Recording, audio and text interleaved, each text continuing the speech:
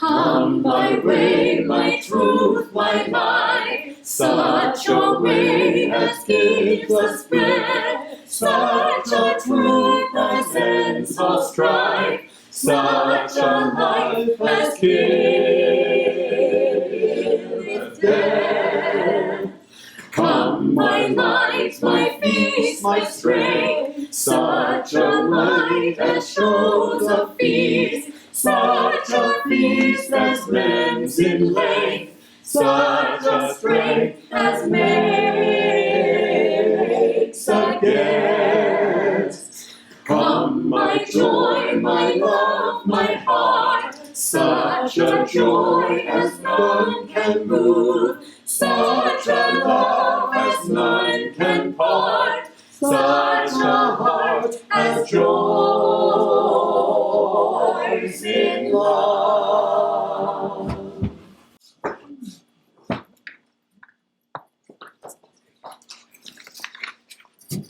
We have no idea what actually happened on that chilly November in 1774 when John Murray and Judith Sargent first laid eyes on each other. But something happened, something electric for both of them.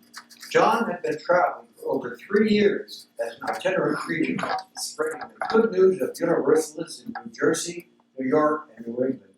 He was weary of his travels. And Judith, in Gloucester, had been attending meetings in her family home organized by her father, Winthrop Sargent, who had embraced Universalism and wished to share his adopted faith with others. So when he learned that John Murray, the star of the movement, was in Boston, Winthrop Sargent invited him to Gloucester. John Murray entered the Sargent's best parlor on November 3rd, no doubt looking forward to greeting Mr. Sargent and warming himself by the fire as they discussed Universalist theology. He probably expected it to be like any other such meeting, but this one was different because when he walked through that door, he saw her. Judith was 23 years old, lovely, self-confident, intellectually curious, devoted to her chosen faith, and married. John was a robust 33, a man whose charismatic presence and outgoing personality dominated any room. And he was a widower who had lost both his wife and child in England. We don't know what they said to each other, but a few days later, setting propriety aside, Judith sat down at her writing desk to pen her first letter to John. My dear sir, if I am not mistaken in the character of the person I have the pleasure to address, it will be most agreeable to him that I should lay aside all that awe and reverence which his unquestionable superiority demands, and approach him with the freedom of a sister conversing with a brother whom she entirely esteems. I am not much accustomed to writing letters, especially to your sex, but if there be neither male nor female in the manual you promulgate, we may surely, and with the strictest propriety, mingle souls upon paper.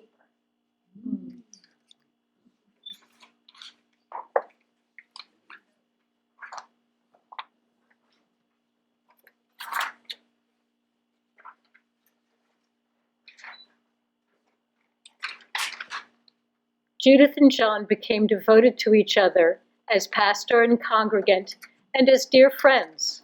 Judith helped him establish the first Universalist church in America, in Gloucester. John boarded with Judith and her husband, John Stevens, when he wasn't at sea, in her mansion on Middle Street. But John Murray was often traveling and organizing Universalism far away from Gloucester.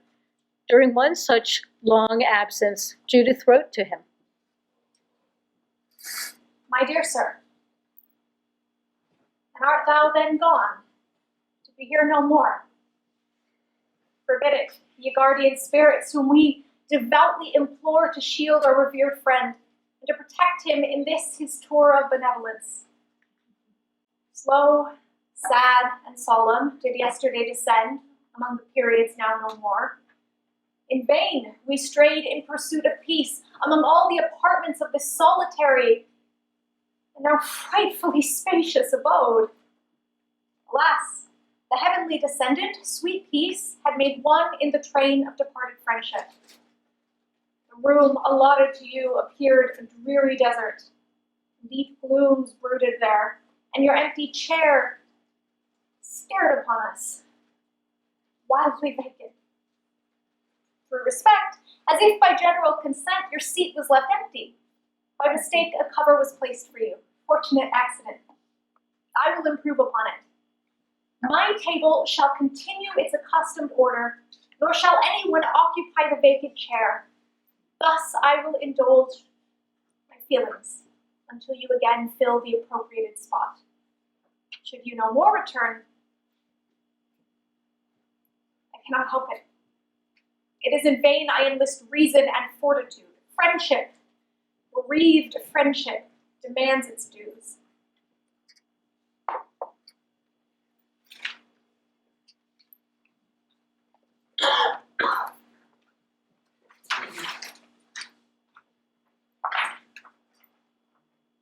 Sadly, like so many ship owners during the Revolutionary War, John Stevens' finances collapsed and he faced debtor's prison.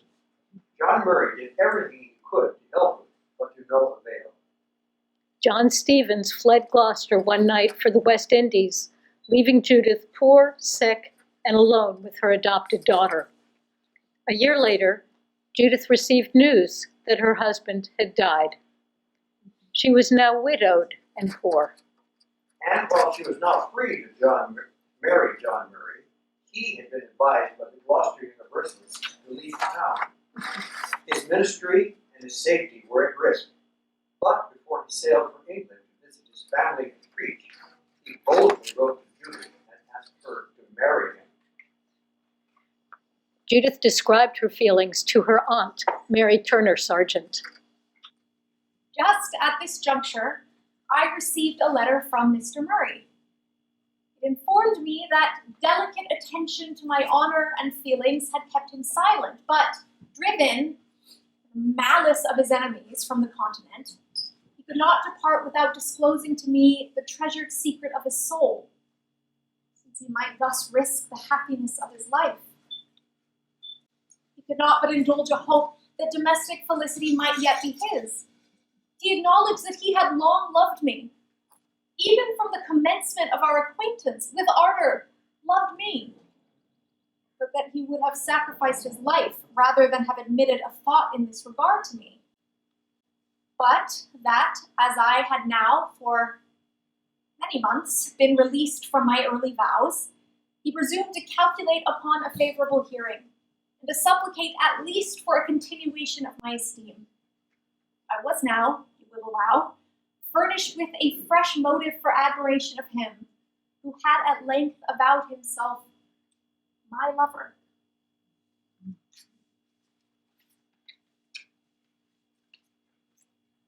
To John, she wrote, Upwards of 13 years have elapsed since your first visit to this then happy village. And in all that period, 3 successive weeks have not revolved without bringing us letters, acquainting us with your movements, your well-being, your hopes, your fears. Now, alas, what a long and dreary season is before us. The great waters are between us. Suspense corrodes our peace. Our comfortless spirits sicken at uncertainty. In the last charming beam of hope, we are but too ready to yield. Your letters, penned when last in Boston Harbor, dear pledges of virtuous friendship, affectionately and delicately conceived, are calculated to soothe my soul. Soft and gentle in their language, and most humane was the purpose of their writer. Often I've wet them with my tears. I've thrown my eyes around this deserted apartment. It is shockingly wild. Its very atmosphere seems impregnated with melancholy. My books, they cease to amuse. My pen, it is not now productive of pleasure. This despondency, will not, however, continue. Nature, quite exhausted, will either sink in the struggle, or my mind asserting itself will rise superior to the dense clouds in which it is at present enveloped. Excuse me, dear sir. If this paper meets your eye, excuse your friend. She is this day uncommonly low, and you must tolerate her complaints.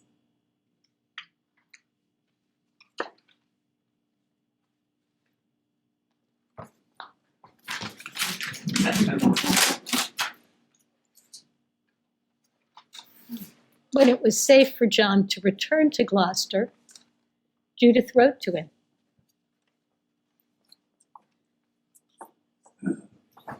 I now hold the pen with very different sensations from those which have heretofore agitated my bosom.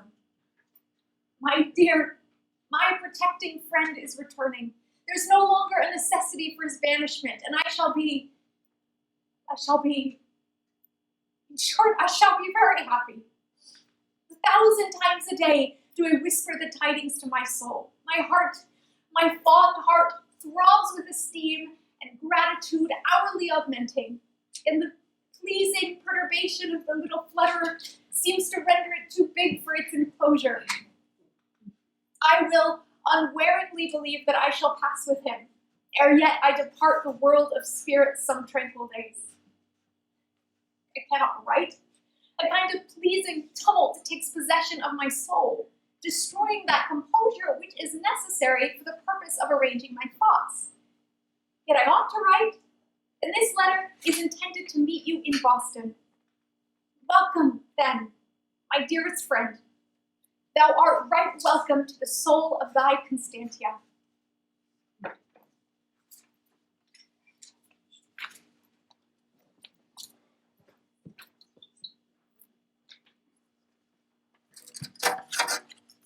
When John returned, they made plans to marry and sailed that Judith Sibley did not approve of the marriage. For Judith, this marriage was very different from her first one, as she explained to Mary Turner Sargent. I was early, very early, united in marriage to a worthy man.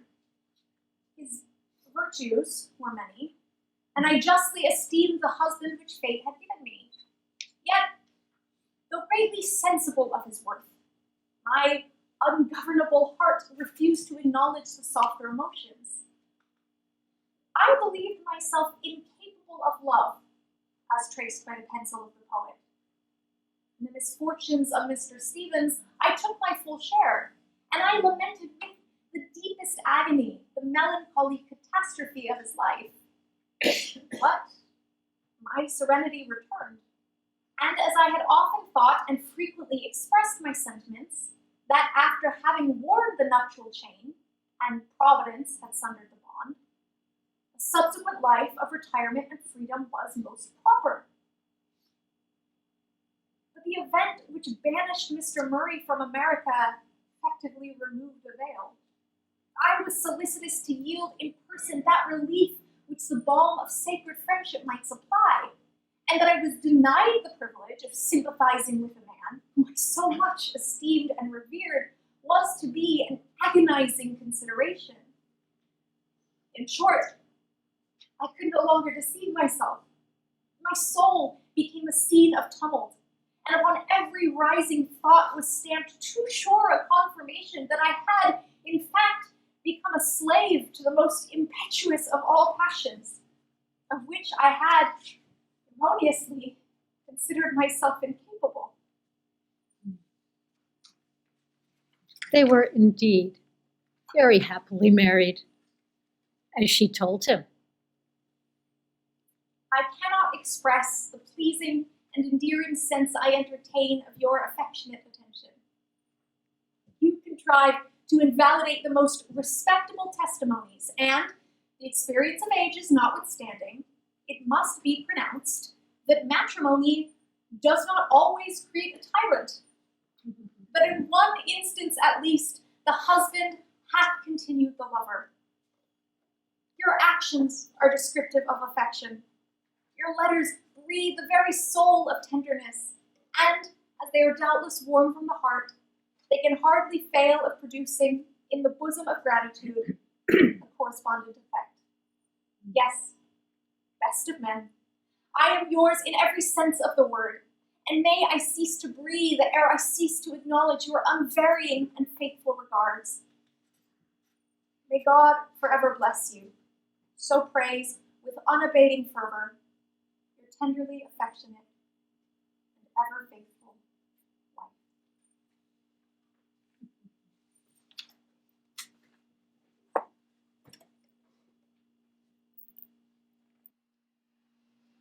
Not many letters remain from the pen of John Murray, but this one written to his uncle in 1779 about Judith contains both the emotional trauma that the couple endured and a graphic account of the dangers of childbirth for women in early America.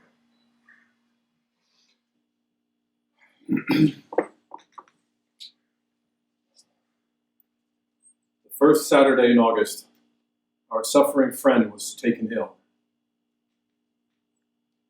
She continued to suffer more than any language can describe until the Wednesday night following.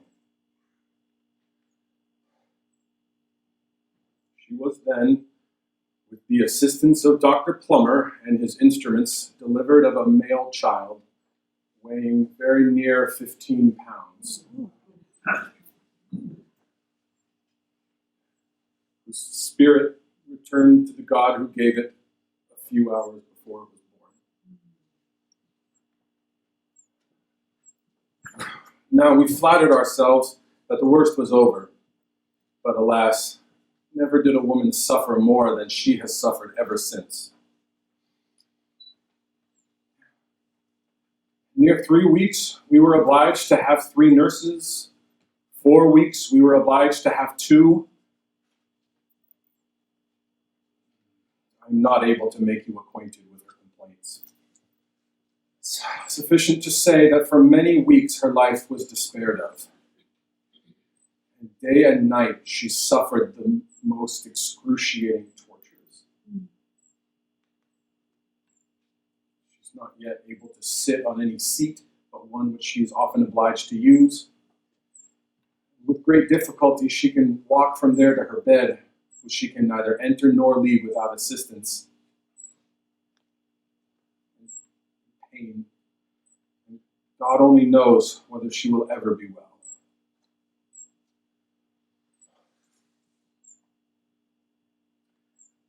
However, I am encouraged to hope. I'm willing to hope. She would do better now, was it not for the swelling in her legs. Her leg is larger than her father's thigh. Dr. Plummer assures us that she will, in time, have all of her complaints behind her.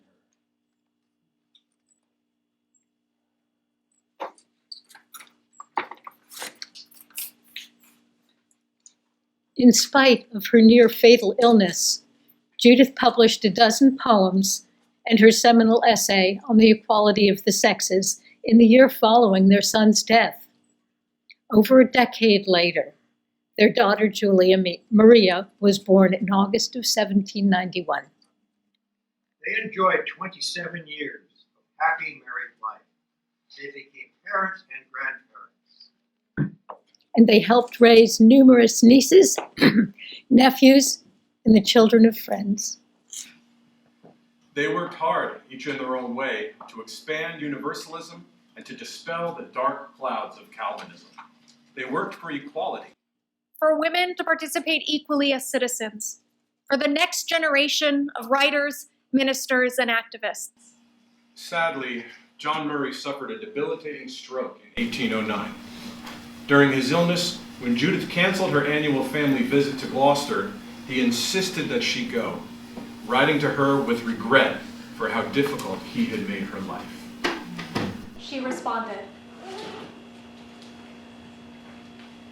My dear, my beloved, my venerable sufferer, who says that you have not been made to me an instrument of great good? And who says that you ought to be second to any in my gratitude and in my affection? Was it not by your mouth that our God and Father thought best to show me the way of life more perfectly? And is there not many a denunciation, which being found in the Holy Writ, would have harrowed upon my affrighted soul, had not thy irradiated mind, by dispersing the clouds, produced the luminous comment replete with peace, life, and happiness. Are you not the father of my child? Can there be a more excellent thing? Do I not enjoy in her that desideration for which my soul long languished, and which I have hailed as heaven's best gift? Away then with every recurrence to accidental evils, to the thorn in the flesh, to human frailties, from which no mortal is exempt. What are the fading evils of time to the substantial felicity in possession and reversion of which you have been made to me, the beloved medium? Talk not of forgiveness, of offenses, or of pardon, but let us mutually bear and forbear, and let us hand in hand pursue the rugged path which yet remains until we arrive at that beatified state where sin nor sorrow will no more invade, and where we shall be completely blessed. I am happy to find your approbation of your child so unreserved. She does indeed merit every effort which we can make in her favor, and I persuade myself you will, in every particular, discharge to her the whole duty of a father. I rejoice your airing in the carriage was so refreshing, and I trust my poor, way-worn sufferer will find many resting places on the road in which he can sincerely say, "It is good for me to be here." May God forever bless you. I am truly your faithful and affectionate wife.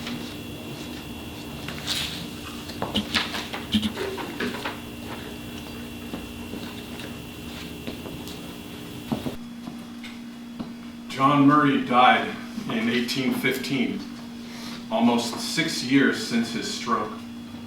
He was buried in Boston's Granary Burying Ground. In 1818, Judith moved to Natchez, Mississippi with her daughter, who had married a Harvard student from there, and her granddaughter. Judith died a little over a year later and lies buried in a private family cemetery in Natchez. She had wanted to die in the bed she shared with her husband in Boston, but it was not meant to be. Their bodies may be separated by almost 1,400 miles, but we know that they are together in the next world, and here with all of us today because of what they did. Judith, as the most important female essayist of her time, made this country a better place for women, for girls, and for aspiring American writers. John would forever be known as the father of organized American Universalism and a champion of religious freedom whose work to ground religion in love impacted many faith traditions. They were equal partners who loved, respected, and supported each other while they were on their shared path of duty. They had what we all want, and for that reason, theirs is truly a timeless love story.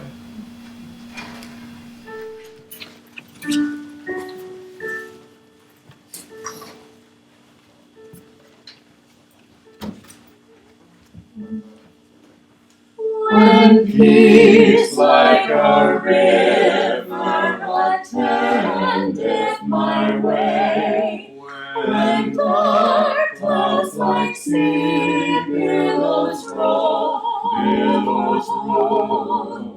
whatever my lot thou hast to say, it is well with my soul, It is well with my soul, It is well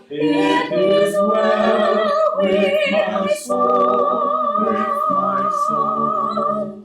So oft I lose sight of the grander tapestry, the pieces obscuring the whole. 'Tis then that I summon from deep memory, it is well with my soul, It is well with my soul, It is well